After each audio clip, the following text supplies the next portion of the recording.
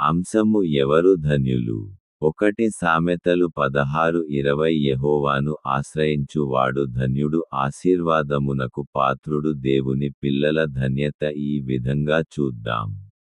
1 నమ్ముట ధన్యత, 2 బాప్తిస్మము ధన్యత, 3 ఆరాధన ధన్యత, 4 ప్రభువే మన ధన్యత, 5 దేవుని సేవ మన ధన్యత, 6 పవిత్రత మన ధన్యత, 7 వాక్యమే మన ధన్యత.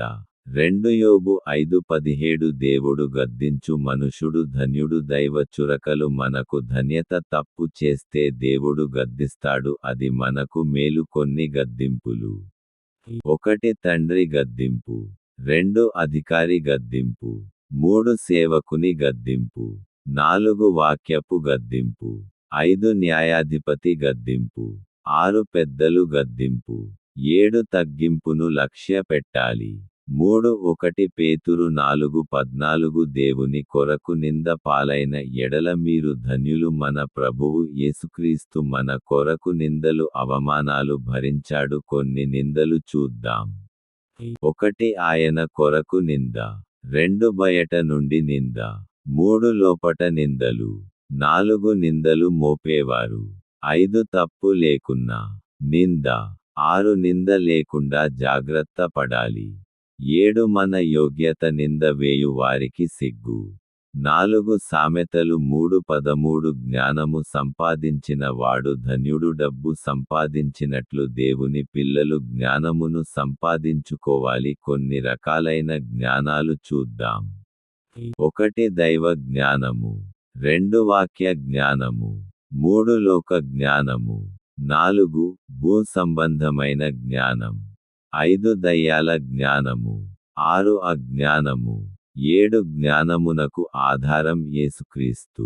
5 సామెతలు 14:21 బీదలను కటాక్షించువాడు కరుణించువాడు ధన్యుడు. దేవుని పిల్లలు కరోనా దయ చేయాలి, కనికరం కలిగి ఉండాలి. కొందరి దయ ఈ విధంగా: 1 పేదల యందు దయ, 2 అనాథల యందు దయ, 3 దేవుని దయ, 4 మనుషుల యందు దయ, 5 దయ దేవుని సొంతం, 6 దయ దేవుని పిల్లల సొంతం, 7 దయ దేవుని పిల్లలకు గుర్తు.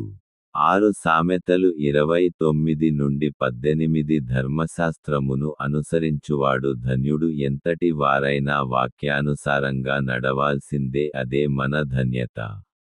1 వినువాడు ధన్యుడు, 2 పనివాడు ధన్యుడు, 3 ప్రార్థించువాడు ధన్యుడు, 4 ప్రయత్నించు వాడు ధన్యుడు, 5 వాక్య ప్రకారము నడుచు వాడు ధన్యుడు, 6 దేవుని మీద ఆధారపడి వాడు ధన్యుడు, 7 దేవుని కొరకు సాక్షిగా నిలబడి వాడు ధన్యుడు.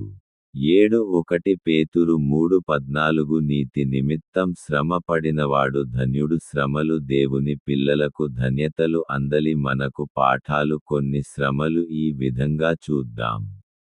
1 ఇంటిలో శ్రమలు, 2 సంఘములో శ్రమలు, 3 ఉద్యోగములో శ్రమలు, 4 దేవుని సేవలో శ్రమలు, 5 నిజభక్తిలో శ్రమలు, 6 లోకం ద్వారా శ్రమలు, 7 నమ్మని వారి ద్వారా శ్రమలు,